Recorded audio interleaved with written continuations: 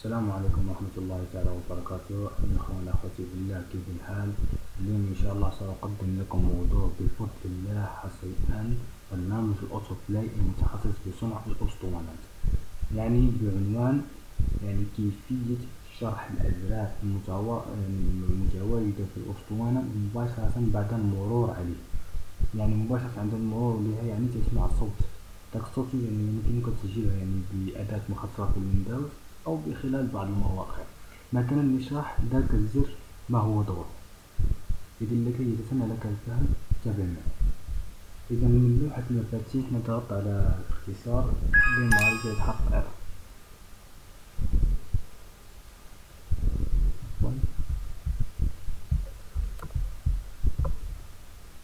من لوحة المفاتيح نضغط على الزر بمعالجة حرف R. نكتب هذا الأمر مخصص للأداة التي سنقوم بالتسجيل بها.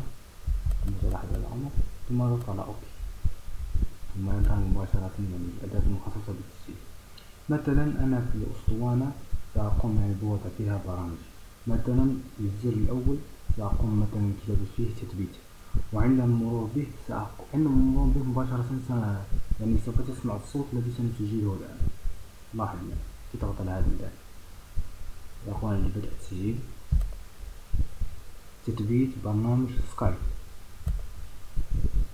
الآن هذا الصوت الذي سجلناه نختار مكان الحفظ، نضعه مثلا في سطح المكتب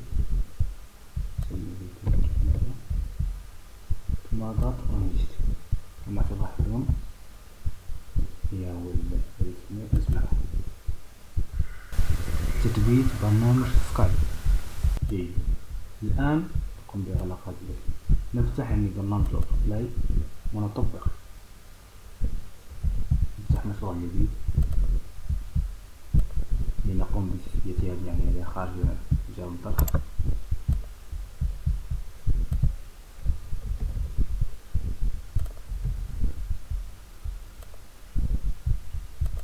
نقوم بوضع المشروع صورة.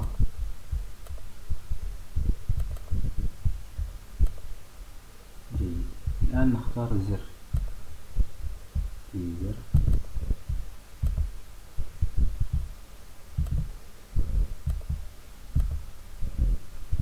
عليها مرتين. مثلا نكتب مثلا تثبيت.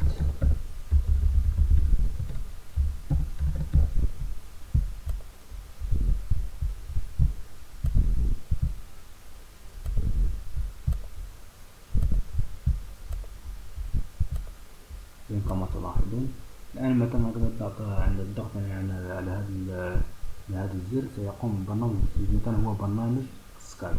نحن سجلنا بصوت تثبيت برنامج سكايب، ذاك الصوت ندمجه مباشرة بعد المرور على هذا الزر نسمع ذاك الصوت. نضغط على هذا مرتين على الزر ثم نذهب إلى هذا التبويب ونذهب إلى هذه الخانة ونختار الخيار الأخير، ثم نتوجه إلى مكان ذاك الصوت الذي قمنا بتسجيله هو على سطح المكتب. تثبيت برنامج سكايب نضغط وسنقوم بالتطبيق والصراحة بالتسجيل. نعم. تثبيت برنامج سكايب بدون أن نضغط عليه مباشرة بعد المرور. تثبيت برنامج سكايب.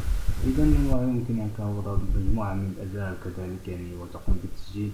وهناك مواقع مخصصة للتسجيل، تقوم بكتابة مثلا حتى أن يسجل لديك ومباشرة يتحول صوت أفضل المواقع بجودة جيدة ليس كما الأداة.